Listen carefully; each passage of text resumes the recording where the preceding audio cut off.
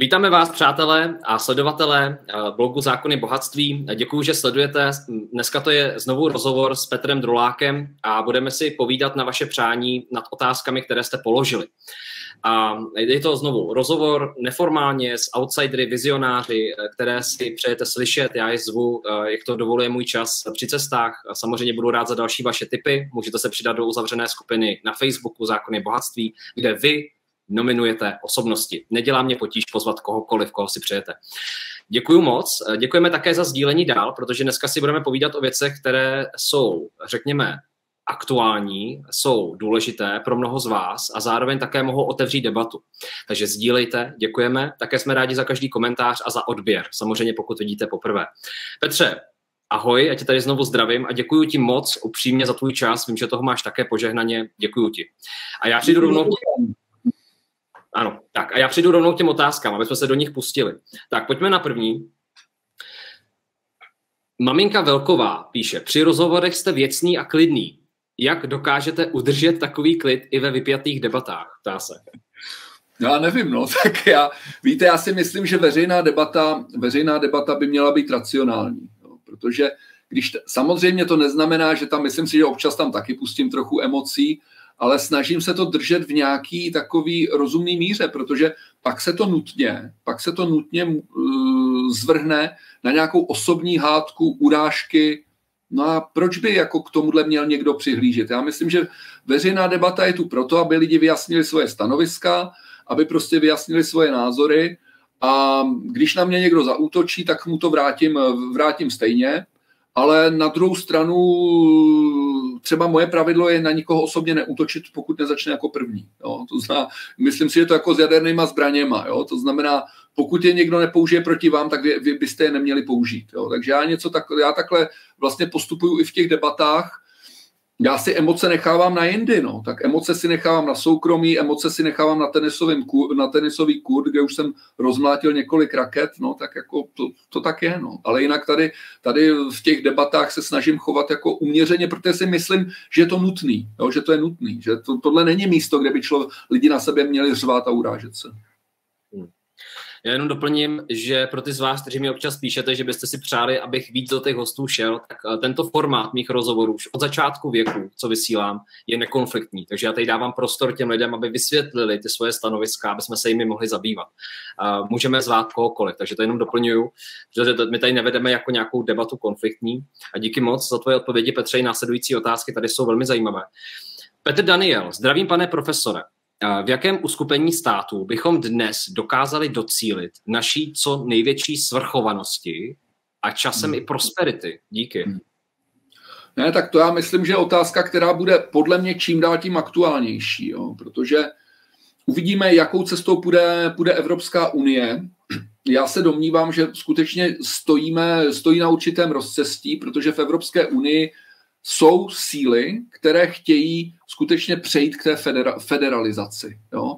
A někteří jsou z nich teda i v české vládě. Jo? Třeba ministr Beck, který říká, že by rád podpořil přechod na hlasování kvalifikovanou většinou už téměř všude. To znamená, Česká republika a další státy už by neměly možnost vůbec zablokovat rozhodnutí, která třeba životně ohrožují jejich zájmy. Takže to je jedna škola nebo jedna skupina, ale v Evropské unii jsou taky obrovské síly, pro něž je tohle nepřijatelné.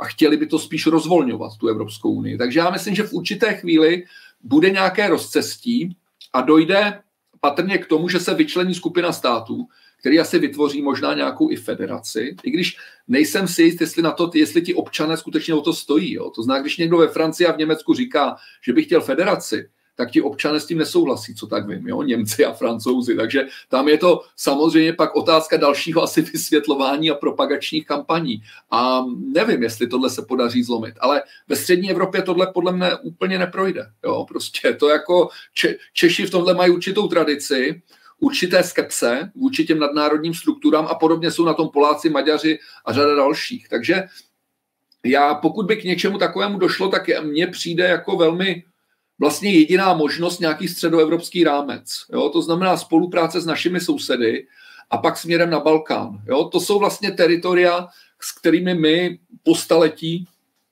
jsme tak nějak propojeni. A je na místě prostě rozmyslet si, v okamžiku, kdy si ty velké celky dají do pohybu a začnou se třeba rozpadat, narušovat, co je teda tím větším celkem, jehož chceme být součástí, protože je pravda, že s těmi 10 miliony obyvatelstva a obyvatel a bez přístupu k moři na té globální scéně asi nejsme úplně jako hráč, který by mohl sám o sobě se tam ve všech směrech pohybovat. V některých směrech určitě ano, ale z hlediska bezpečnostního, z hlediska ekonomického prostě nejsme životaschopní. Jo, to znamená samostatně.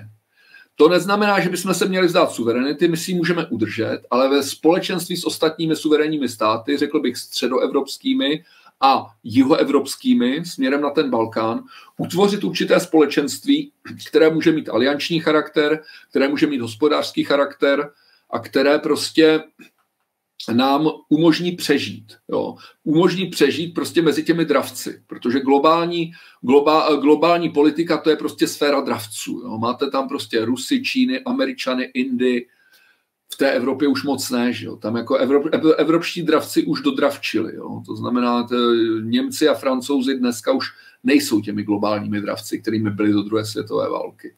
Ale o to víc je právě potřeba mít nějakým způsobem to společenství a samozřejmě mít dobré vztahy, kvalitní vztahy i s tou západní Evropou, s Německem, s Francií, protože to zase je, ten náš vztah západu je velmi důležitý. Jo. Bylo by pošetilé se ho snažit úplně jako utnout. Na druhou stranu, tam, kam se dostal dnes, kdy my jsme taková jako zvláštní kolonie, semiperiferie toho západu, to není zdravý vztah. Jo? A my musíme přehodnotit ten vztah k západu. Ne tím, že se od něj odsekneme, ale tím, že si tam prostě, že jim dáme najevo, že potřebujeme více samostatnosti, než kterou oni jsou dnes ochotni nám dát. Jo? Takže to myslím, že to bude jedna z největších otázek následujících let. Další otázka pro tebe. Dobrý den, ptá se Lucie Jenčíková. Máte nějakou predikci na vývoj politiky do příštích parlamentních voleb? Je šance na padnutí vlády? Děkuji. Tak já myslím, že ta šance, když mluvíme teda dnes v únoru 2023, tak vláda nepadá. Řekl bych, že v následujících měsících ta šance není, ale samozřejmě pak s každým následujícím měsícem poroste, protože ty problémy, které se Fialově vládě podařilo nějakým způsobem přemostit, spíše odložit, než že by je řešili, problémy v energetice, problémy v ekonomice, ty se prostě budou čím dál, ty problémy zůstaly. Jo. Firmy, které vlastně nemají, které prostě se dostávají pod obrovský tlak kvůli znásobení cen energie. To je něco, co nebylo vyřešeno a nebude to vyřešeno. Vůbec ceny energií, to je prostě jeden z největších problémů, který se nepodařilo vyřešit. Záleží také, jakým způsobem se bude vyvíjet ta válka na Ukrajině a co všechno ta naše vláda bude schopná ještě udělat v té věci.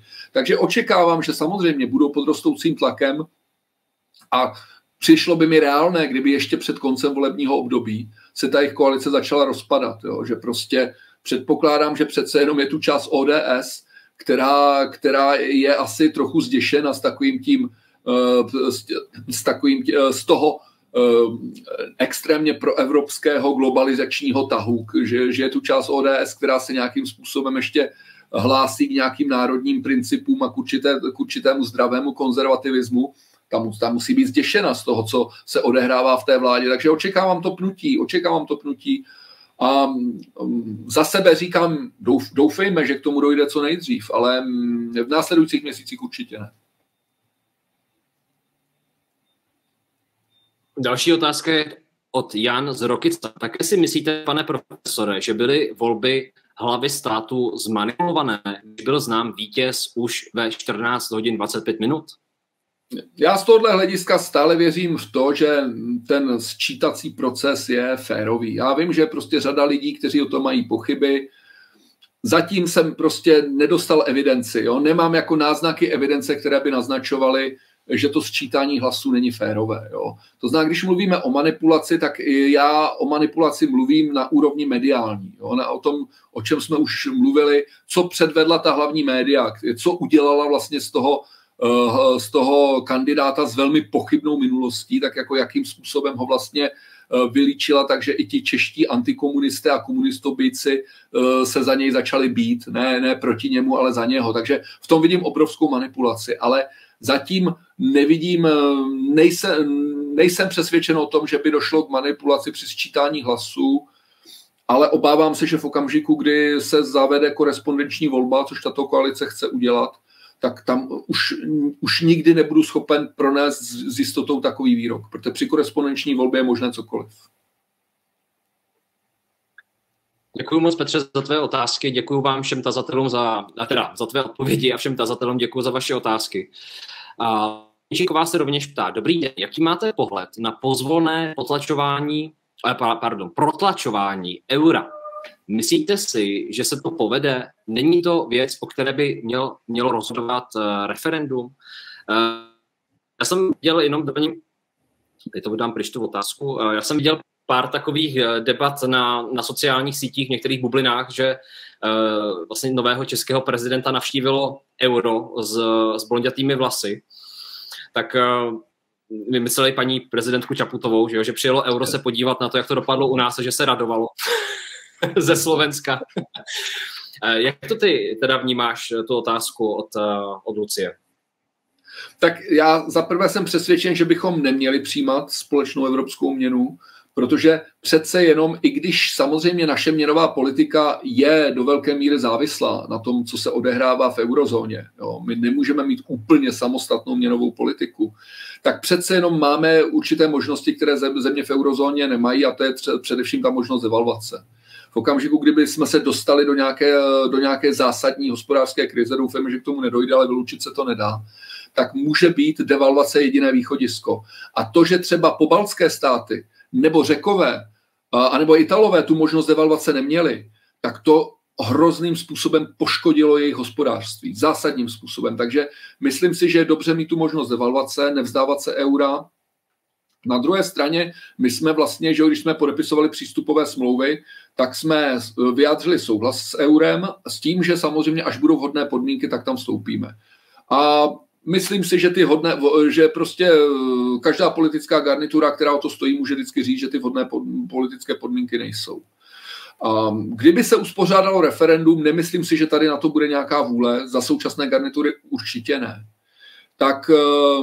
Tak samozřejmě by to referendum mohlo být docela zásadním signálem vůbec od toho upustit. Ale v této chvíli nemyslím si ani, že by tahle koalice jako do tohohle chtěla jít. Nemyslím si, že by tahle koalice jsou tam určitě hlasy, najdete tam ty hlasy hlavně z okolí TOP 09, patrně i Pirátů, možná STANu, kteří říkají ano, chceme do eurozóny, ale pak tam najdete zase tu ODS, která je přinejmenším rozdělena v této otázce. Nečekal bych to. Nečekal bych, že za Fialovy vlády hrozí vstup do eurozóny. František Bačkovský. Pane Druláku, jak je možné, že česká diplomacie klesla na takové dno, že škodí českým firmám, občanům a slouží jako úderná pěst politiky USA? No, tak je to taková smutná otázka. Mě to také mrzí. Mě také mrzí to, kam se vlastně dostalo ministerstvo zahraničí, na jaké dno se dostalo. Víte, v minulosti já jsem třeba byl vždycky kritikem Schwarzenbergovy politiky. Myslím si, že vlastně nás docela poškodil. Ale nemůžu Schwarzenbergovi upřít, že to byl ministr zahraničí, který měl určitou kompetenci, určitou váhu a jakkoliv teda spoustu věcí dělal špatně, udělal taky některé věcí dobře, kdy se postavil třeba proti mainstreamu způsobem, který žádný jiný ministr zahraničí by nedokázal. Takže to byl to ministr zahraničí, s kterým nemusíte souhlasit, ale něco dělal. To samé, já samozřejmě jsem byl součástí Zaorálkova týmu, takže já, když budu říkat, že Zaorálek to dělal dobře, tak jako to nebude znít věrohodně, ale pro mě samozřejmě myslím, že jsme jako nějakým způsobem dělali nějakou pokoušeli jsme se dělat zahraniční politiku. Moje pozice je v tomhle ještě složitější, protože já jsem současně byl i kritikem Zaorálka, takovým tím vnitřním kritikem na tom ministerstvu. Do toho bych se nepouštěl, ale zase byl to člověk, který ho jako, myslím si, i jeho oponenti mohli respektovat. Prostě nějak vyzrál, zabýval se zahraniční politikou celou dobu, rozuměl jí, měl určitou představu a tak OK. To, co přichází potom, to je podle mne katastrofa. Jo, to je prostě, to je, nad tím zůstává rozum stát a samozřejmě teďkon ten pirát, který tam je, tak to je taková smutná tečka. Ale takže já ano, sdílím ten pohled, to je k tomu dnu. Ano, ale k čemu teda došlo? Jo? Proč k tomu došlo? Jo? To je docela dobrá otázka a zase ku podivu to není jenom nějaké selhání české. Když se podíváte po Evropě, tak všude vidíte degradaci ministerstev zahraničí. Jo? Prostě ministerstva zahraničí nejsou tím, co bývala. A je to dáno tím, je to dáno těmi technologiemi. Jo? Tak jako my si dneska můžeme tady momentálně přes půl planety povídat, tak i ti lídři, nejvyšší lídři, ti prezidenti a premiéři si spolu povídají přímo, bez diplomatů, bez ministrů zahraničí, navštěvují se, posílají si SMSky. A v některých z nich to posiluje tu představu, že ty diplomaty vlastně ani nepotřebujou. Ta představa je spíš falešná, ale velmi rozšířená. A je pravda, že ty nejdůležitější politické otázky si rozhodují ti lídři. No. To bez těch ministrů zahraničí. Ti ministři zahraničí, pokud jsou v kruhu důvěry, tak je ten lídr aspoň o tom informuje. Když je opravdu v kruhu důvěry, tak ho informuje předem. Když je v tom širším kruhu důvěry, tak ho o tom informuje potom. A když není v kruhu důvěry, tak se to doví z novin. Jo. To je třeba postavení našich ministrů zahraničí v posledních letech. Jo.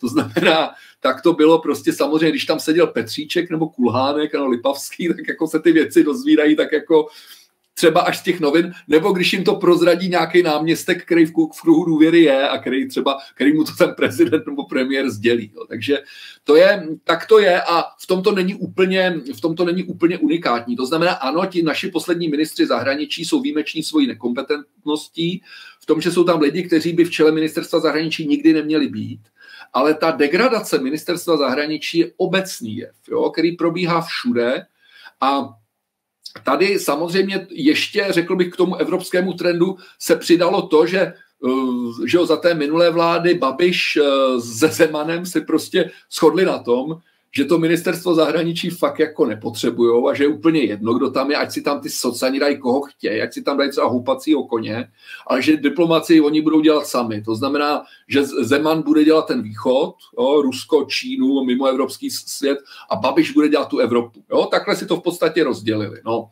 No a pak, ačkoliv se úplně změnila vládní garnitura, takže když se rozdělovaly ty posty, tak oni si vlastně říkali, no tak ty důležitý posty si rozdělili ty klíčové strany, jo? To znamená z tohohle hlediska ODS a STAN, že ODS premiéra, ministra financí, STAN ministra vnitra, to je docela důležitý rezort, pak ministerstvo průmyslu, obchodu, že to jsou jako fakt ty klíčové rezorty. No a pak byly takový ty rezorty, kde si říkali, no tak to je úplně jedno, komu to dáme a to dali třeba těm Pirátům, že jo, no, tak dali místní rozvoj zahraničí, ať si tam dělají, co chtějí, jako ono je to jedno. Ty podstatné věci si stejně dohodneme my, no tak takhle, když k tomu samozřejmě ty politické elity přistupují, no tak pak samozřejmě vidíte ty výsledky. Ještě si dovolím navázat, Petře. Ty jsi řekl, že už spolu dneska jako komunikují ty prezidenti a prostě si posílají SMSky, což není zas tak jako science fiction, ty technologie tady jsou. Myslíš si, že to funguje i s tím Putinem v tuhletu chvíli, i s tím Zelenským, že prostě, já vám to řeknu, přátelé, trošku naivně, jo, dětsky. Tak máme tady nějaký válečný konflikt, Rusko, Ukrajina. Jo, tak já jsem třeba prezident Francie nebo Německa, nebo jako jsem kancléř v Německu, tak prostě pošlu SMS-ku, hele Putine, čau, tak co, už to prostě zabalíš, nebo hele Zelenský, čau, jak to chceš dlouho ještě jako vlézt, jo. Je ta moje představa z cesta, nebo to je na místě, že takhle si prostě mezi sebou píšou, komunikují, volají si, ahoj Putine, tak co, jo. A nebo už v tomhletom stavu, z pohledu těch mezinárodních vztahů a toho, co my vidíme, jako běžní občané, co nám je jako dáno, tak to je to, co se opravdu děje, jako za těma zavřenýma dveřma. Myslím si, že tenhle typ důvěrné komunikace s Putinem nemají. Jo? Nečekal bych to. Ale to neznamená, že neprobíhá důvěrná komunikace na nižší úrovni. A tam je zase ta diplomacie. Jo? My teď, když mluvíme o těch velmocech, tak mluvíme o státech, které přece jenom nějakou diplomacii mají. Jo? To znamená, i v té Francii význam ministerstva zahraničí zásadně poklesl, toho Quai d'Orsay, ale to neznamená, že by neměli velmi zkušené a schopné diplomaty na nižších, že by tam neměli zkušené diplomaty. Buď je mají přímo na ministerstvu zahraničí, nebo je má prezident ve své kanceláři a využívá je. Jo? To znamená, a i v tom Rusku, že jo? Samozřejmě Lavrov není ten, kdo by rozhodoval o ruské zahraniční politice. Jo? To opravdu ne. Jo? Ale zase, má tam nějaký zkušený diplomaty kolem sebe může mít i Putin a tito lidé mezi sebou samozřejmě komunikují. Jo? To znamená, ta komunikace tam je, ale určitě tam není ten vztah té důvěrnosti, jo? Že by si prostě, že nečekal bych teda, nevím, nejsem úplně zasvěcen do těchto pater politiky, že by si Macron jen tak SMS-koval s Putinem, jo? To určitě ne. A ani Biden, že by si SMS-koval s Putinem. Ale zase není pochyb o tom, že Američané a Rusové jsou spolu v kontaktu. Jo? Že tam prostě ta výměna informací je mnohem intenzivnější, než to, co je prostě předáno veřejnosti. To tak je a myslím si, že je to taky v pořádku, jo? Protože to je role diplomacie. Díky moc za tvoje odpovědi, Petře. Jdu na další otázku. Jiří Skála. Dobrý den. Co by pro NATO znamenalo vystoupení Turecka z paktu? Ono je to hezký, protože já jsem si řekl, no jo, ono je vlastně Turecko pořád v NATO. Že? Ono to, samozřejmě Turecko je v NATO, ale když se podíváte na to, co dělá Turecko v posledních letech, tak si říkáte, co vlastně v tom NATO ještě dělá, jo? Protože Turecko vede velmi nezávislou politiku. Turecko má naprosto svoji politiku a i těm Američanům, před kterým vlastně všichni ostatní vlastně v NATO většinou tak sklapnou podpatky, tak ti Turci prostě někdy vzdorují a někdy jim ustoupí. Jo. Prostě oni s Američanama hrajou silovou hru. Říkají si, podívejte se, my máme na vás tohle, vy máte na nás tohle, a takže dobře, tak tady jste zatlačili hodně, tak ustoupíme, ale v téhle otázce vám neustoupíme, i když jste se postavili na hlavu. Jo, takže z tohohle hlediska je zajímavé, že to Turecko ukazuje, že i to členství v NATO je slučitelné s poměrně nezávislou zahraniční politikou. Nemyslím si úplně, že je v zájmu Turecka z NATO vystoupit. Jo? Myslím si, že Turci vlastně tohle nechtějí udělat. Jo? Protože právě kdyby to udělali, tak by ztratili tu vazbu, která je pro ně výhodná. Jo? Oni prostě tu vazbu vazalskou, kterou měli s Američany, jo? Protože vlastně většina států v NATO má s Američany vazalskou vazbu, tak oni se ji pokouší transformovat do nějakého vztahu víceméně rovných partnerů. Oni rovní partneři nikdy nebudou, to je jasný. Ale oni ani nejsou úplnými vazaly. To znamená, oni s těma Američanama hrajou takovou dost subtilní hru. No subtilní, je ta hra založená na moci, že jo? Ale pak jako diplomaticky je to hra subtilní a kdyby z toho NATO vystoupili, tak o tuhle možnost přijdou, protože Američani by je už odepsali. A to Turci taky nepotřebují. Jo? To znamená, oni teda Američanům neplní ty jejich přání, občas jo, občas ne, ale neznamená to, že by chtěli mít teda Američany na krku, jo? Za zádama, aby po nich šli. Jo? To fakt Erdogan nepotřebuje. Takže mně přijde naprosto nereálné uvažovat o tom, že by Turecko chtělo vystoupit z NATO. Ne, pro Turecko je to důležitý a hraje tam velmi, řekl bych, obratnou hru, která maximalizuje turecký zájem tak, jak ho chápe prezident Erdogan. Vlaďka Marková se ptá, jak se mohlo stát, že po zkušenosti s covidem občané dobrovolně zvolili pořádek, řád, šikanu a kýč. Kdy prohlédnou a nebude pozdě? Ptá se. No jo, no, tak to je taky otázka, kterou si tak jako kladu. Jestli, jo, to znamená, kladu si s váma tuhletu otázku, taky si říkám, jak je to možné. Ty vysvětlení nějaké už jsem podával, jo, to znamená ta obrovská mediální masáž, vy, když nemáte čas si ty informace samostatně vyhodnocovat a přiznejme si to, drtivá většina lidí na to prostě čas nemá a nemůže, protože chodí do práce, starají se o rodiny, mají nějaký základní koníčky a nemají prostě čas 2 hodiny se přemýšlet nad tím, co je manipulace, co není manipulace, jaký alternativní zdroje jsou spolehlivý, který alternativní zdroje už jsou naprosto ulítlí. Takže prostě to berou, i když tomu nevěří a říkají si, hele, oni nám určitě lžou, tak když to prostě dostávají ze všech možných směrů, tak jako nakonec je to nutně prostě musí ovlivnit. Jo? Takže jo, je to tak, no, takhle to bohužel funguje, ale jak říkám, oni jsou určitý červený linie.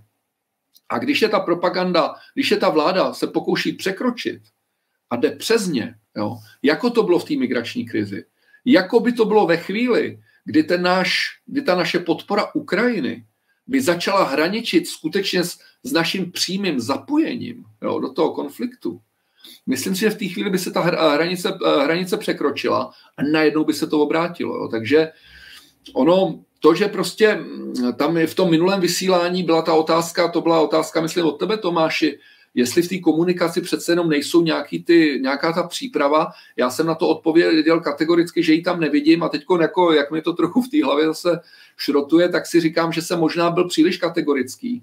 Protože přece jenom, když se podíváte na ty webové stránky ministerstva vnitra, tak tam ti jejich propagandisté mluví o tom, že jsme ve válce s Ruskem. Oni říkají, jsme ve válce s Ruskem. Ne jako, jo, a říkají, ale většina společnosti to ještě nechápe. Jo. To je materiál, který je na jejich webových stránkách. Jo. A já si říkám, no, tak jako možná, že nakonec tohle je nějaká ta příprava, ale říkám si v okamžiku, kdy ta společnost bude s tímhle konfrontována, ještě na té retorické úrovni si říká, no dobře, jo, to prostě ten dáv pokejve, jo, jsme ve válce s Ruskem, tohle musím koupit, tamhle pojedu na dovolenou, jo, děti vyzvednout, jo, jsme ve válce s Ruskem, jede dál. Ale v okamžiku, kdy teda se z toho začnou vyvozovat nějaký ty důsledky, ten přechod na válečnou ekonomiku, o kterém mluví hlavní generál NATO, nějaká větší česká angažovanost, tak v té chvíli se to podle mě začne otáčet. No.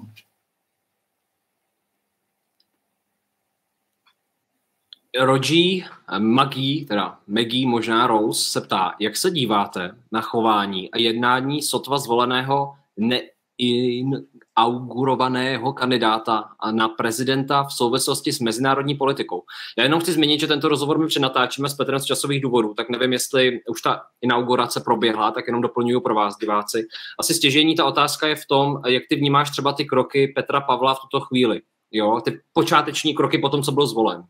No tak já už jsem to komentoval i v českých médiích. Já myslím, že tím prokazuje tu svoji atlantickou orientaci. No, to znamená, já tam vidím jednoznačný americký zájem, nevidím tam toho středoevropského státníka. No, to znamená, vidím tam někoho, kdo velmi intenzivně spolupracuje s Američany, proto mezi jeho prioritami jsou Ukrajina, pokračování války na Ukrajině a pak otázka Tajvanu, která už se nás vlastně vůbec netýká. Že jo?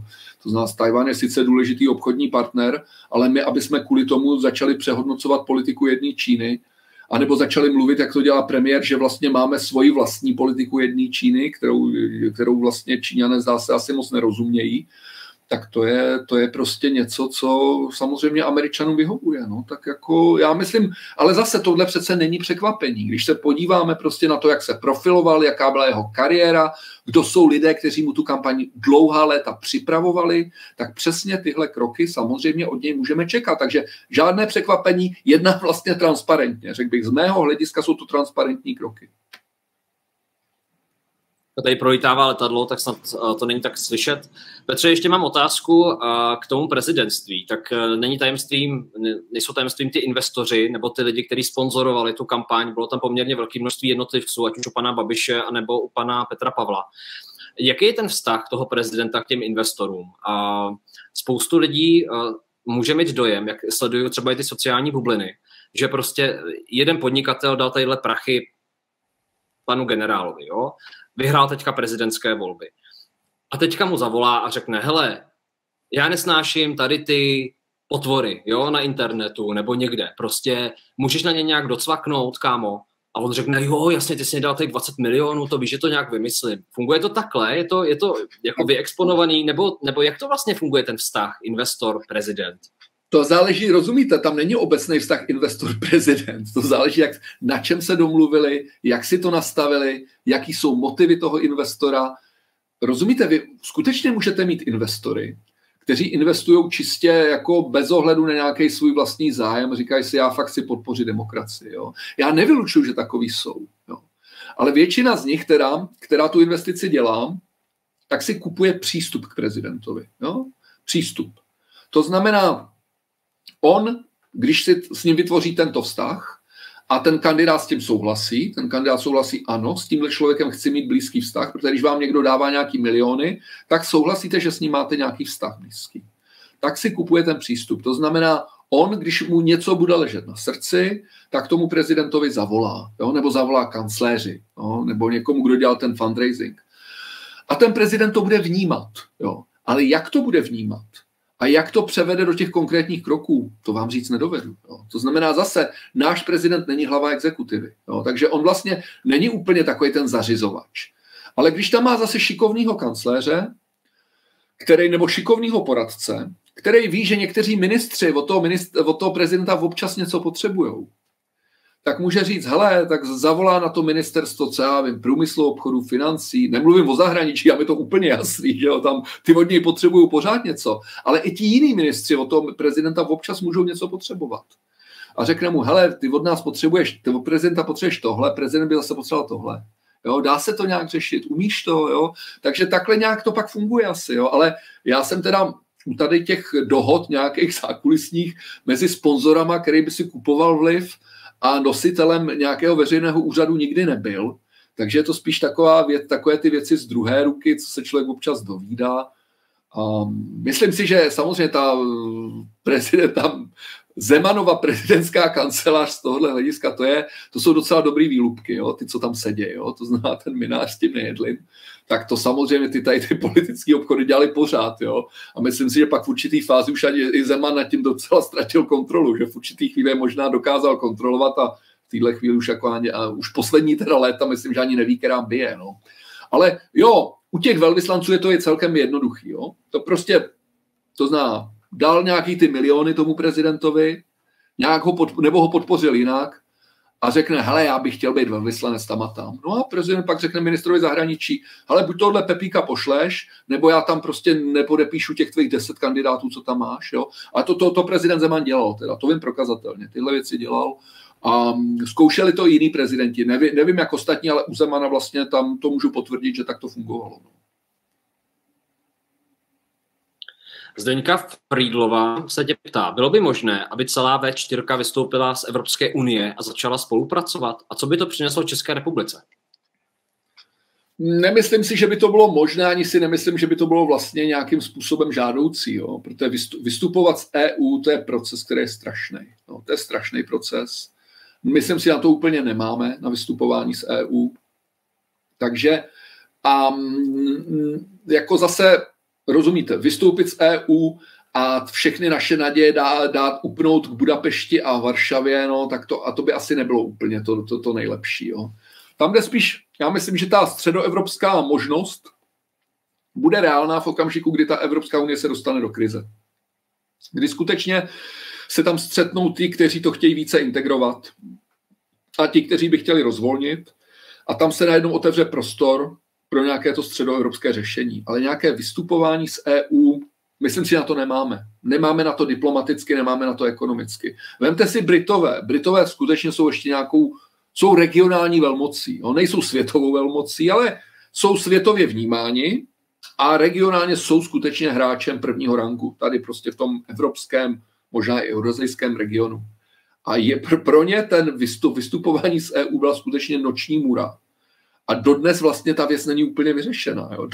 Dodnes není prostě to severní Irsko vlastně uspokojivě vyřešeno. Takže já bych z tohohle hlediska já si myslím, že není úplně poctivý, jo, když někdo hraje s nějakým vystupováním z EU. To znamená, dokud v EU jsme, tak je potřeba tvrdě prostě prosazovat ten náš zájem. Něco jako třeba dělá ten Erdogan v rámci NATO. Takže my v rámci toho Bruselu bychom jako mohli být mnohem tvrdší, než jsme. A samozřejmě v okamžiku, kdy se ukáže, že ta EU fakt začíná skřípat, tak být připravený na to středoevropské řešení. Říká Petr Drulák, host dnešního neformálního rozhovoru, kam si zveme vizionáře, outsidery a prostě lidi, které chcete slyšet. Děkujeme vám za sdílení dál. Opravdu sdílejte, ať se dozví více lidí a mohou nám říct si svůj názor dolů do komentáře. A Petře, mám tady ještě pár otázek na tebe, takže vy si to můžete vychutnat. Děkuji ti za tvůj úžasný výkon, protože teda opravdu i s námi sedíš už se mnou několik, řeknu to asi 2 hodiny, možná tady, protože natáčíme, že jo, dohromady. Takže moc ti děkuji opravdu za tvoji otevřenost. A já jdu na další otázku pro tebe, kterou položil Kamil Fischer. Víte, že pan Fiala a současný establishment, když se ve svých projevech hlásí k prozápadní orientaci, ví, co se na západě skutečně děje? Tady teda Kamil nepíše, co má na mysli, ale asi si každý představí něco svého. Co si představíš ty, Petře? No tak já nebudu říkat, že to je dobrá otázka, protože všechny otázky, co dostávám dneska, jsou dobrý. Jo. A je to, jo, že jsou vlastně podstatný, že jdou nějak k jádru věci. No a asi odpovím překvapivě, nebo já nevím, jestli je to překvapivě, já si myslím, že oni vlastně ten západ moc neznají. Že vlastně úplně nevědí, co se tam děje. Jo, a pro mě takový doklad toho, takový ten první doklad byl, kdy se ukázalo, že řada z těch členů vlády má problémy s angličtinou. Jo? Že oni vlastně mají problémy, to se ukázalo, že mají třeba problémy se anglicky domluvit. A že oni v těch médiích, že oni skutečně jsou to lidi, kteří jsou závislí na českojazyčných médiích. Oni nečtou v němčině, angličtině, francouzštině. No a takže ten jejich pohled na ten západ je hodně zkreslený. Já neříkám, že oni necestujou, jo? Oni tam třeba, že jo, tráví tu dovolenou, nebo tam vyjeli na nějaké školení, ale skutečně žít tam, to je úplně jiná zkušenost. To je fakt něco jiného, než to, co ukazují média. Takže já si myslím, že myslím si, že úplně nemají představu jasnou o tom, jak vypadá současná Francie, současný Německo, o tom, jak je tam obrovský problém s integrací třeba těch migrantů, o tom, jak je tam obrovská kontrola toho myšlení. Jo, ta represe. Jo, my jsme v té minulé části jsme mluvili o tom, jak jsem říkal, že se bojím jako narůstání té represe vůči těm jinak smýšlejícím. Ale to já varuju před něčím, co je na západě realitou. Jo. To jsem vlastně možná nedodal, ale já neříkám, že střední Evropa se utrhne k nějakému autoritářství, který by západ měl zachraňovat. Ne. Já se bojím toho, že Evropa bude napodobovat ten západ v té represi. Že ona bude ho napodobovat v tom vytváření, v tom pokusu o utopii multikulturní společnosti, který prostě zásadním způsobem selhává ve Francii a v Německu, kde máte prostě skutečně geta, která se vymkla jakékoliv kontrole. Toho já se bojím. A myslím si, že oni vůbec nevědí, která bije. Jo. Neříkám všichni. Někteří ano, někteří tam třeba žili a pracovali. I když vlastně nevím, jo, jestli z těch ministrů někdo má tuhletu zkušenost, protože oni v lepším případě tam strávili třeba nějaký semestr, jo, možná 2 semestry. Ale teď zase žili v nějakém velmi skleníkovém prostředí univerzitních studentů. A s tou realitou se nepotkávali. Víte, já jsem měl tu výhodu, že jako velvyslanec jsem měl relativní volnost. A já jsem navštěvoval všechna prostředí, celou Francii. A to, co jsem tam viděl, jsem si říkal, já bych nechtěl, aby naše společnost takhle vypadala. Nechtěl bych, aby jsme se dostali tam, kde je dneska Francie. Nechtěl bych teda, aby jsme se dostali na ten skutečný západ, jo. Což je pro někoho z mé generace takový docela zdrcující verdikt, protože já patřil těm, kteří v 90. letech a v těch 0. letech říkali, ano, musíme se vrátit na západ, musíme žít, jako tam žijou v tom Německu, Francii, Velké Británii. A přiznejme si, že v těch 90. letech ty země vypadaly jinak. Vypadaly hodně jinak, než vypadají dnes. A ta generace, že jo, moje generace, což je řada z těch lidí, někteří jsou mladší, někteří jsou něco starší, tak oni, když si poznali západ v těch 90. letech. Je úplně jiný západ, než je dneska. Takže ano, když oni mluví o prozápadní orientaci, já si troufám říct, že nevědí, o čem mluví. A vzhledem k tomu, že někteří nejsou ani jazykově vybavení, tak se to nikdy nedoví.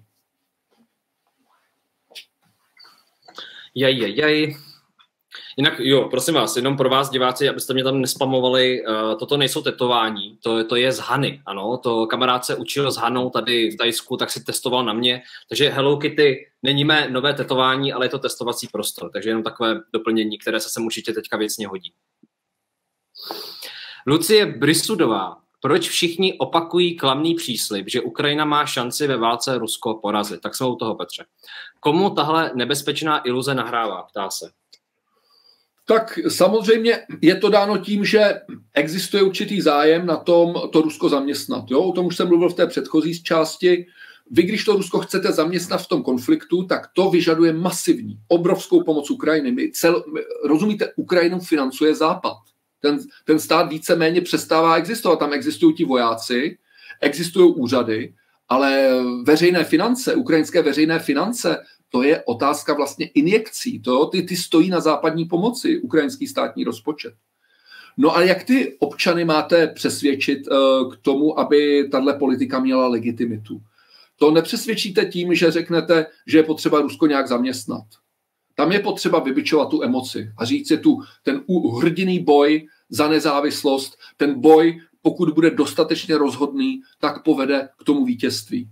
Jo? A ti lidé potom si řeknou, ano, tak jako to mi dává smysl, oni hrdině bojují, mají šanci vyhrát, my musíme pomoct. Jo? Takže tam je potřeba tenhle narrativ. Jo? A bez toho narrativu by totiž se ta legitimita, veřejná legitimita tomu angažmá na Ukrajině zhroutila. Mia Pesl, dobrý den. Jaký je váš názor na připravovaný zákon proti dezinformacím, tolik podporovaný i v Evropské unii paní Jourovou? Tak o tom jsme se tady stručně zmínili. Petře, můžeš možná zopakovat některé ty věci nebo říct si nově?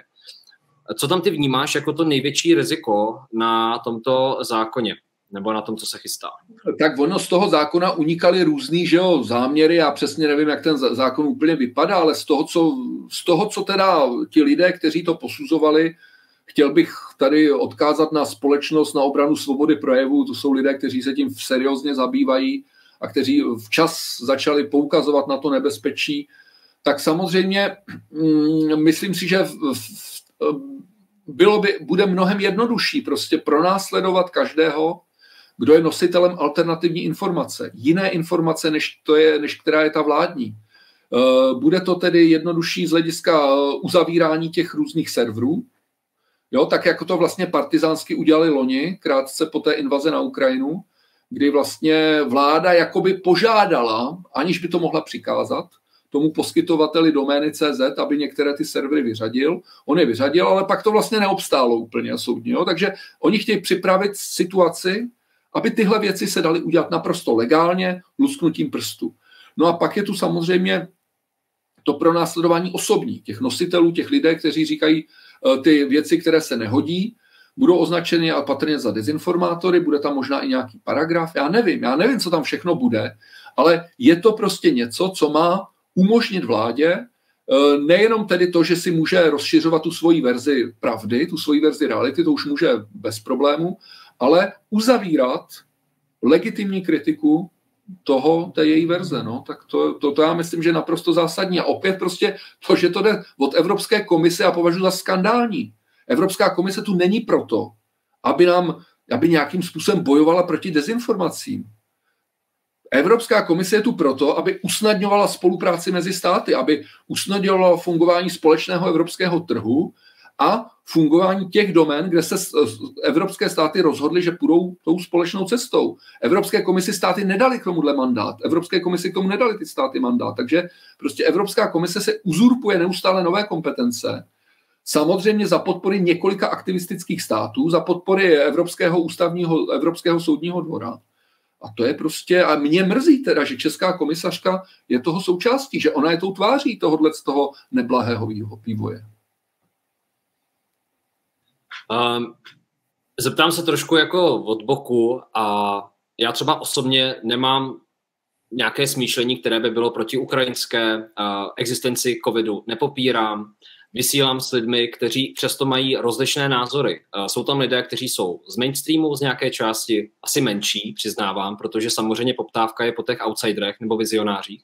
Zároveň vysílám s lidmi, kteří jsou ostrakizováni, protože to považuji za součást demokracie, zdravé demokracie. Pro mě proces a princip demokracie je to dezinfikovat, ptát se lidí, komunikovat, vést debaty, ne umlčovat.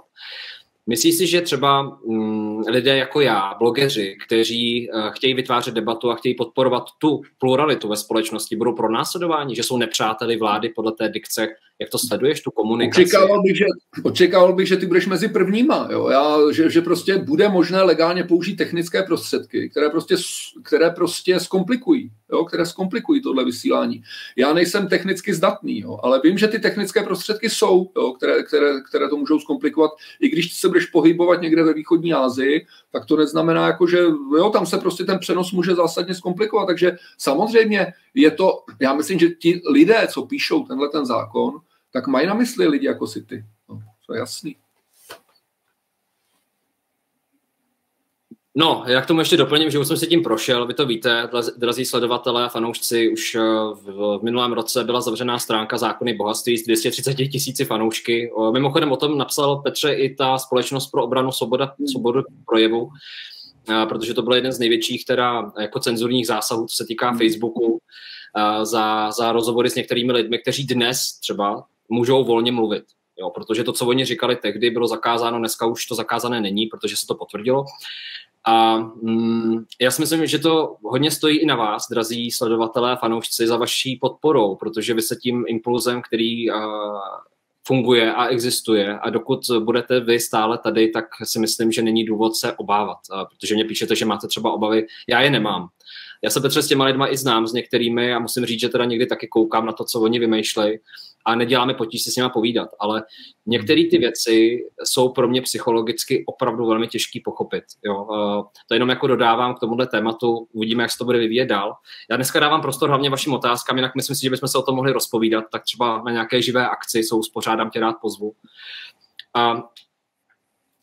Jo, to jsme teďka měli. Já jdu na další otázku. Děkuji vám, diváci, jinak za vaše sdílení. Michal Barštypán. Dobrý den. Co by se stalo, kdybych v dnešní době odmítl nástup do armády při mobilizaci? To je taková zajímavá otázka, která možná teďka lidem vyvstává. Kdyby se to stalo, alternativní budoucnosti. Nebojím se zemřít, ale záleží mi, za co umřu. Ptá se Michal.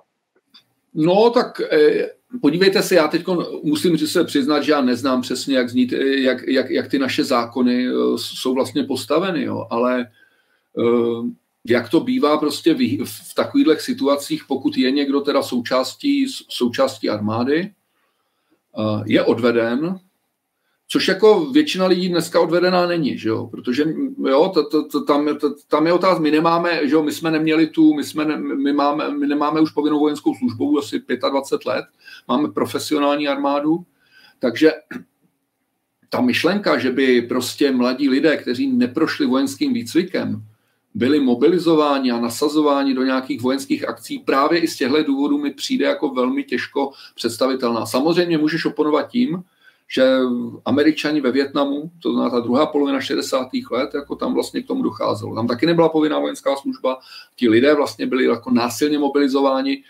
V takovýchto situacích, a říkám, neznám přesně české zákony, to obvykle funguje tak, že aby samozřejmě, protože řadě lidí se do toho nechce jít, tak samozřejmě je tu trestní zákoník, který prostě to vyhýbání se mobilizaci penalizuje. Jo. To znamená, nejdeš, můžeš jít do basy, že jo. No, ale skutečně nevím, jak je to postaveno v České republice, a jak už jsem řekl, já vlastně neočekávám, že by k tomu došlo.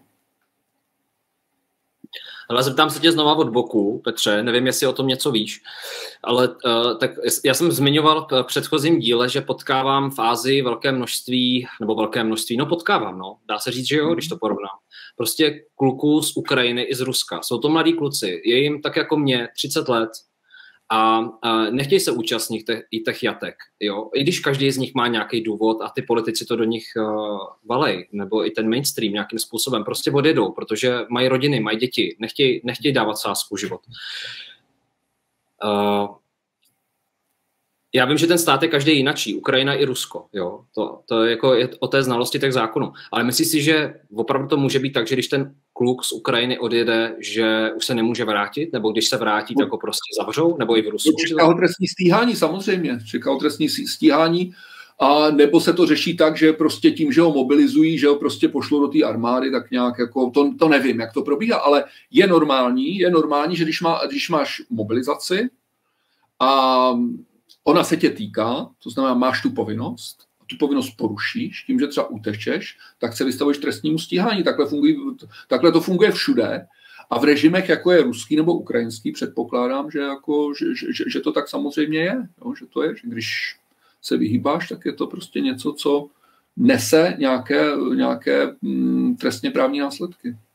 A to, že utíkají před tou mobilizací, to je zřejmé. No. To jako, že oni Ukrajinci posílili ostrahu hranic kvůli tomu, aby ti mladí muži prostě neutíkali z Ukrajiny a zadržují je tam a vracejí je zpátky. Že?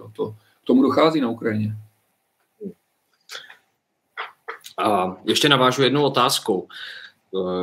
Ona je taková už trošku vyprázdněná, řekl bych, protože se to propíralo několikrát, ale v návaznosti na tu naši situaci v České republice. Je tady skupina lidí, která říká, mimochodem možná to je i ten mainstreamový názor, nebo nějaký ten vládní, že právě tou podporu Ukrajiny finančně, jo, teďka jsem viděl zase nějaký dotace na tanky, že lidi se skládají na tanky do Ukrajiny a tak dále, že pomáhají tomu, aby nemusela ta mobilizace třeba být v České republice. že prostě pomáhají tomu, aby ten konflikt ta Ukrajina jako zvládla, aby se víc ubránili, aby zachovali tu svoji nezávislost, aby tomu Putinovi, jak oni píšou, dali na zadek.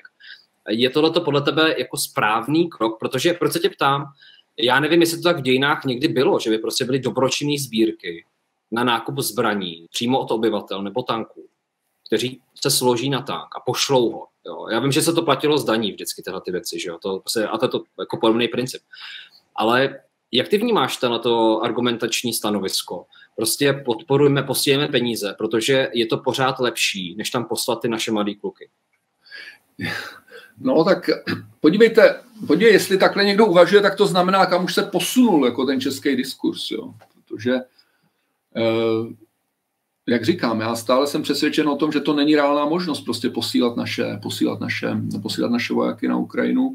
Tenhle argument mi přijde samozřejmě naprosto falešnej. Já vycházím z nějaký analýzy toho konfliktu, z toho, co prostě říkají vojenští odborníci, i když ne nutně ti, kteří jsou na těch různých obrazovkách, že prostě Ukrajina ten konflikt vojensky vyhrát nemůže.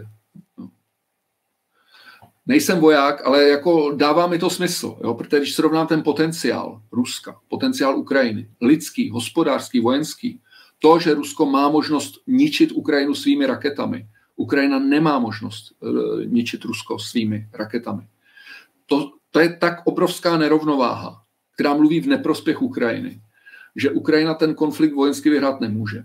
To, že Rusové vojensky nedocílí toho, co zamýšleli, to je asi taky pravda. Jo, to je taky pravda. Ale určitá území Ukrajiny jsou území, kterých se Rusko asi těžko bude vzdávat. A myšlenka, že my to Rusko přinutíme stáhnout se z Ukrajiny, včetně Krymu, tím, že tam dodáme ty tanky, je scestná. Tomu nedojde prostě. A k čemu dojde, je, že prostě budou umírat další 10 000 Ukrajinců. Za proklamovaný cíl, který je nereálný. Jo? A z tohohle hlediska mi to vlastně přijde až cynický. Protože podle mého názoru ti lidé v těch vysokých funkcích, řada z nich, a čekal bych, že generál Pavel, který je vojenský rozvědčík, tak je tady těchto věcí vědom. To, že prostě část českého veřejného mínění se tím nechává unést a myslí si, že to tak bude, tak tomu rozumím asi. Jo. To z nás neznalosti věří nějaké autoritě, tak si říkají dobře, tak jim pomůžeme a když tam pošleme ty tanky, bude to lepší. Já myslím, že to je zásadní omyl prostě. Je to zásadní omyl a znamená to prostě stupňování té destrukce. Jako tohle by si možná měli uvědomit ty lidi, kteří to podporujou. Jo, že vlastně to, co podporujou, je další destrukce Ukrajiny.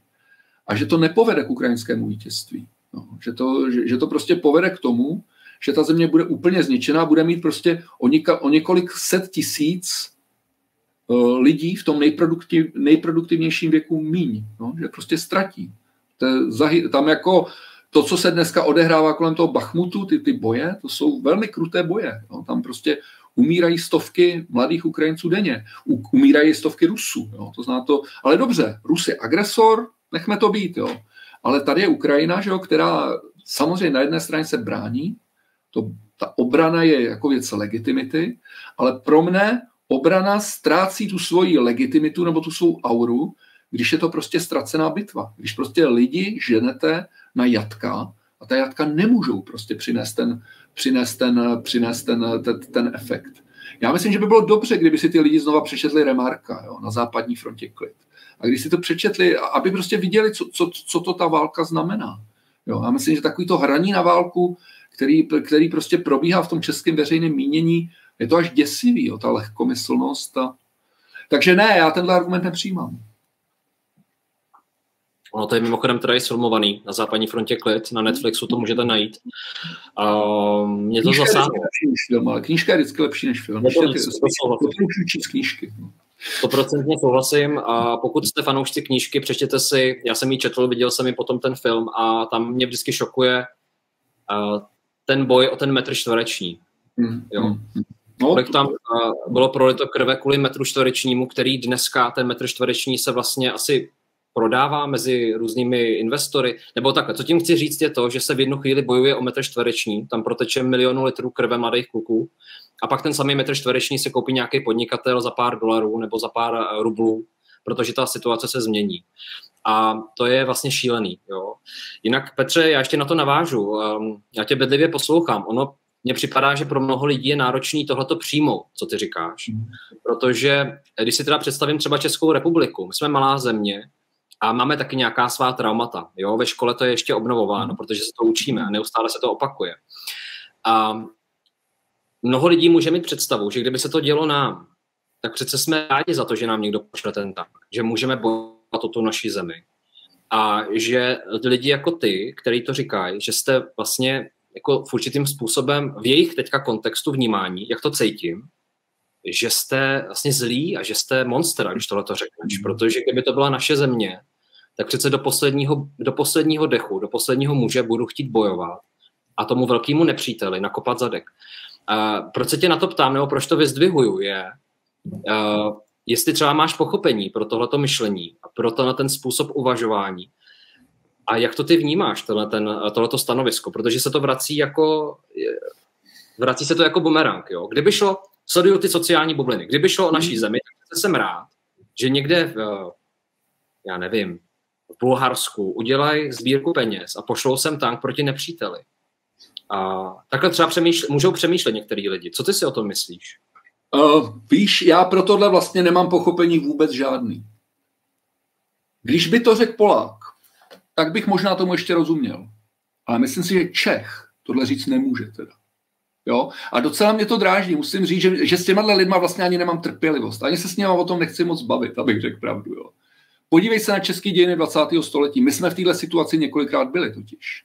My jsme v této situaci byli na podzim roku 1938 a byli jsme v této situaci v srpnu roku 1968. A jaký rozhodnutí jsme my přijali? My jsme prostě přijali rozhodnutí, že nám víc záleží na tom, aby ten národ nebyl zmasakrován, než aby jsme prostě šli do té zbraně a bránili se vůči okupantům. Vůči německým okupantům v roce 1938, vůči sovětským okupantům v roce 1968.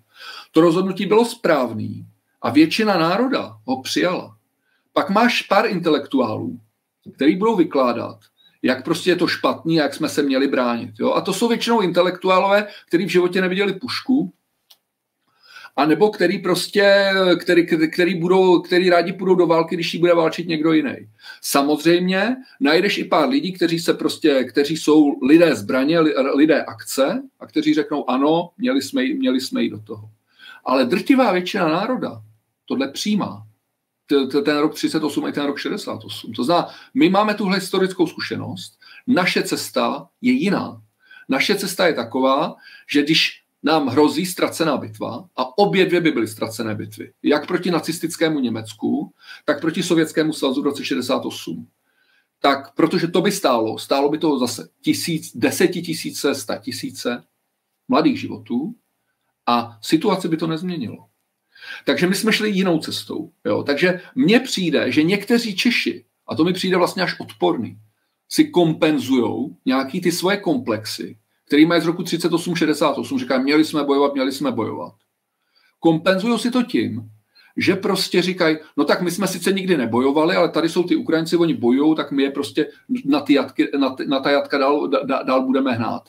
A já bych jim rád řekl, já tyhle lidi považuji za monstra a za cyniky, který prostě kvůli svýmu svědomí, který si konstruují nějakou utopii, tak kvůli tomu jsou ochotní obětovávat prostě desetitisíce ukrajinských životů. To mi přijde hrozně cynický. Takže já bych jim doporučil, ať se podívají na české dějiny. Ať se podívají, jak my jsme postupovali a jak jsme se chovali. A jestli z toho mají trauma, tak ať to trauma řeší tím, že budou aktivní v české společnosti, že budou dělat něco pro tu českou společnost, že se budou starat o nápravu a ne tím, že budou posílat prostě tím, že budou hnát Ukrajince do zákopu. Asi tak, no. Teď jsem byl možná emocionální. Ne, to je na místě. Ono to je na místě, Petře, já ti za to moc děkuju. Mně to i pomáhá jako rozvíjet tu debatu nebo vlastně dostávat se k tomu gro, jo, protože, jak říkám, na těch sociálních sítích to funguje trošku jinak než v těch médiích. Tam prostě ty lidi komunikují a já to rád sleduju. Všechny ty tábory, nejsou dva, je jich stovky, jo.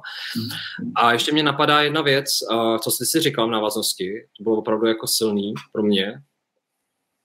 Myslíš, že ty samý lidi, kteří tohle dělají na té nějaké marketingové úrovni nebo intelektuální, protože jsou to nějaký třeba opinion makers, jsou to nějaký lidi, kteří mají vliv, kteří formují mladé generace.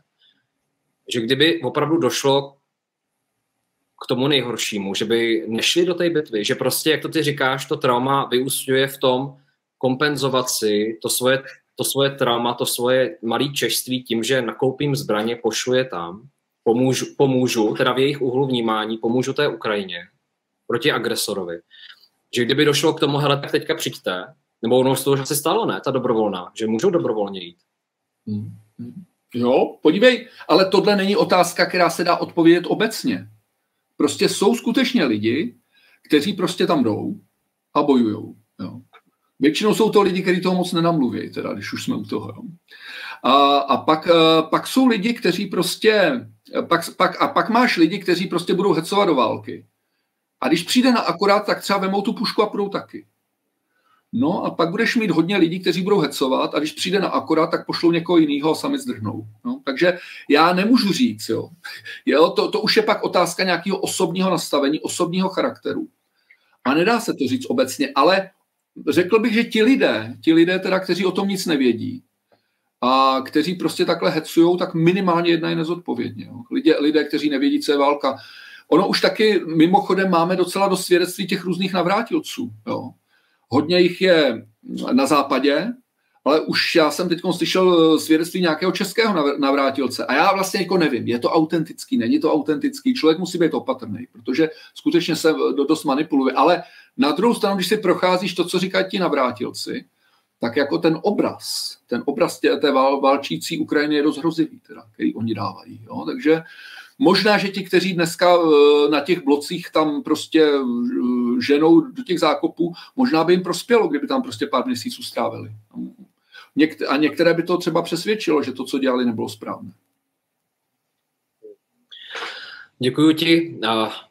Vidíte, jak jsme se dostali do tématu, které je podle mě velmi klíčové, i když může být jako hustý to téma. Já vás chci požádat, sdílejte dál tento rozhovor, ať se dozvíme názory dalších lidí v těchto komentářích, aby třeba to zaznělo možná pro někoho, kdo si to neuvědomuje, protože to, co tady řekl Petr, je poměrně pro mě dost nový a zajímavá myšlenka k prozkoumání. Takže děkuju moc, Petře, za tvoji otevřenost. A já jdu na další otázky. Máme jich už tady asi 2-3, Petře, takže už to není moc. No, už bych to nějak pomalu. Jako. No počkej, já vezmu ty otázky, které tady tak ještě nezazněly ty odpovědi. Tohle je možná zajímavý, když stručně odpovíš, Petře. Dobrý den, vidíte něco zlověstného v redukci voleb pouze na jeden den? Ptá se Lucie Jenčíková. Víte, já bych řekl takhle. Proč prostě měnit něco, co dobře funguje? My tady máme 30 let nějakou tradici, že se prostě začíná volit v pátek odpoledne a končí, že jo, v sobotu popolední. Je to těch 24 hodin. Myslím si, že to bylo zavedeno proto, aby byla maximalizovaná volební účast, že prostě některý ten den úplně vypadne. Já nevím, proč to měnit, jo? Protože zatím nedošlo k tomu, že by někdo, jediný důvod by mohl být bezpečnostní, že do té schránky někdo nacpe nějaký hlasy, ale o tom jsme neslyšeli, k tomuhle prostě nedocházelo. Takže já prostě, když dochází k nějaký změně ve volebním procesu, tak se vždycky ptám, jak to pomůže, proč je to důležitý.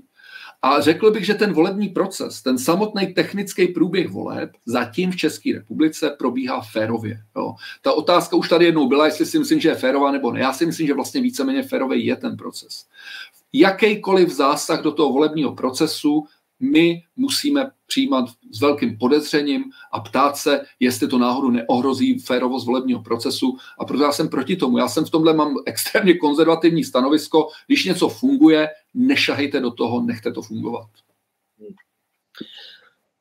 Ivana Pešíková, to je taky zajímavá otázka, můžeš stručně. Jsou ve vašem okolí lidé, v závorce přátelé, kteří se s vámi přestali bavit, ať už ze strachu a ne samotně, nebo z nepochopení vašich názorů? Máš takový nějaký... Mezi skutečnými přáteli skutečně ne. Jo, tam jako, tak jsou to lidé, kteří znají mé názory, kteří mě znají, ale samozřejmě mezi takovými těmi známými, jo, tak jsou lidé, kteří prostě řekli, jako to, co říkám, že je naprosto pro ně nepřijatelný a že jsem škůdce, jo, tak pár takových reakcí, ale rozumíte, zas tak moc jich není, jo, to znamená, a navíc se mě to osobně zas tak moc nedotýká, protože to nejsou lidé, kteří by mi byli skutečně blízcí. Jo, to znamená, mezi těmi blízkými lidmi jsem se s takovou reakcí nesetkal. I když třeba spolu nesouhlasíme, jo? I když oni říkají, já s tebou nesouhlasím, ale zase není to důvod, jo? Tak třeba se o tom nebavíme, nemusíme se o tom hádat, ale jo, to mě to přijde jako normální, jo? Že lidi by se neměli rozcházet kvůli odlišnému hodnocení politických otázek. Oni by se měli rozcházet kvůli třeba nějakému podrazu, jo? Nějakému lidskému. Ale ne to, že každý třeba jinak vidí svět, když jim to do té doby asi tak moc nevadilo. Tak, to jsme tady tak nějak měli. Robine Bednarze, děkujeme za otázku, už jsme to tady zodpovídali, tak já skočím na tu poslední. Ale tohle to je teda, Petře, to jsem ti měl položit jako první otázku, protože je jemně filozofická a týká se mezinárodních vztahů, ale je poslední. Matyáš Nataniel Barotek. Hypotéza. Mocnosti Evropy integrují na principu realismu v zákulisí, ale veřejně pro přízeň občanů klamou liberalismem. Je nějaký paradox? Ptá se. Tam bych to možná potřeboval rozvést, kde ten autor otázky, kde tazatel vidí ten realismus v tom zákulisí. No. Protože mně přijde, je tam, jo, ta otázka je samozřejmě zase podstatná, ale já bych potřeboval se prostě chytit, kde ten realismus vidí. Jo. Protože to, že ta propaganda je liberální, no, vedena tím liberalismem, to je neodiskutovatelné. Ale mně přijde, že prostě řada těch vykonavatelů té politiky začíná té propagandě i věří, že oni vlastně trochu věří i těm vlastním lžím. U některých nevím. Jo. U některých si říkám, ten musí vědět, že to není pravda, to, co říká. Ale u některých si říkáte ano, tak ten jako vlastně věří těm nesmyslům, co tvrdí. Jo. Takže je to při výkonu moci, co je důležitý možná, k tomuhle, co bych k tomu dokázal říct, je při výkonu moci je zřejmý, že ten vykonavatel moci nikdy nebude zcela upřímný. No, nikdy nemůže říct úplně všechno. Jo. To prostě moc a pravda se úplně nepotkávají. Jo. To znamená, v lepším případě ta moc sdílí nějakou polopravdu, to znamená selektivně si vybere věci, které potřebuje a ty dá k dispozici. V horším případě aktivně lže a v tom nejhorším případě, to znamená, dává polopravdy, lže a když někdo ty lži začne rozkrývat, tak se ho pokouší eliminovat. Jo? Takže asi takhle to je ten výkon moci. A ta demokracie znamená naší schopnost tu propagandu rozkrývat a občas ho chytit příčinu a trochu ho dostat třeba pod tlak. Jo? To je demokracie. No. Ale jinak ta debata na tohle téma by byla zajímavější, kdyby jsme mohli prostě rozebírat teda, co tazatel přímo myslel. Petře, já ti chci opravdu moc od srdce poděkovat za tvůj výkon, za tvoji otevřenost, za tvoje názory. Vážím si toho velmi mnoho, protože pro mě osobně je to vždycky inspirativní a chci ti popřát vše dobré na tvojí cestě. Budu rád za další příležitosti, pokud si to vy diváci budete přát nějaké rozhovory, tak určitě rád ti dám vědět, i když jsem někde na cestách. Velké poděkování patří vám, divákům, bez vás by se to nedělo. Já jsem se rozhodl, že budu dělat službu a ta služba obsahuje to, že zvu lidi, které vy nominujete. Proto, pokud chcete někoho dalšího, přidejte se do skupiny Zákony bohatství na Facebooku, tam můžete nominovat lidi na pozvání, já se pokusím to zařídit, nemám všeho moc, nebo takhle, nemám tu moc pozvat úplně všechny, ale pokusím se vždycky zajistit s vaší pomocí, protože mi kolikrát kontakty posíláte a rozhovory. Děkuju, veškeré odkazy máte pod videem, máte tam odkaz na Petra a jeho projekt, budu rád, když se podíváte, případně zapojíte, také tam máte odkazy na mě, pokud chcete podporovat tady ty neformální rozhovory, kde se bavíme o všem a vás to baví, zdá se, tak můžete i samozřejmě podpořit finančně, pokud vám to dovoluje vaše finanční situace. Určitě nejděte na dřeň. Ale taky vám za to chci poděkovat i všem přispěvatelům v minulém roce. Opravdu mi to pomohlo. Zařídil jsem díky tomu skvělé softwary, mohl jsem si zaplatit programy, že jsem mohl i na dálku streamovat. Je to díky vám. Patří vám to díky. A Petře, něco v závěru by si doplnil, co by si rád ještě sdělil? Já bych jenom chtěl taky poděkovat. Já bych chtěl poděkovat i za ty dotazy, protože já je považuji za inspirující. Jestli ty říkáš, že jsem tě k něčemu inspiroval, to je fajn, jsem rád, ale musím říct, že ty dotazy byly inspirující. Jo? Že to byly dotazy, které skutečně šly k věci, donutí člověka přemýšlet. Některé mě i vyprovokovaly, takže pro mě to bylo příjemné, i když tedy musím říct náročné setkání, protože 2 hodiny se soustředit není úplně jednoduchý, ale děkuju za to a nebráním se někdy v budoucnosti, pokud budou mít tvoji vlastně sledovatelé, ti, co tě sledují, pokud budou mít zájem, tak to můžeme někdy zopakovat. Díky. Určitě. Díky moc. Díky. Pokud by vás zajímal první díl, nebo respektive předchozí díl, my to nemáme rozkouskovaný, ale ještě jeden rozhovor s Petrem, který jste třeba ještě neviděli, tak vám dávám odkaz taky dolů po toto video, můžete se rovnou podívat a v příštích rozhovorech se na vás moc těším. Díky, opatrujme se.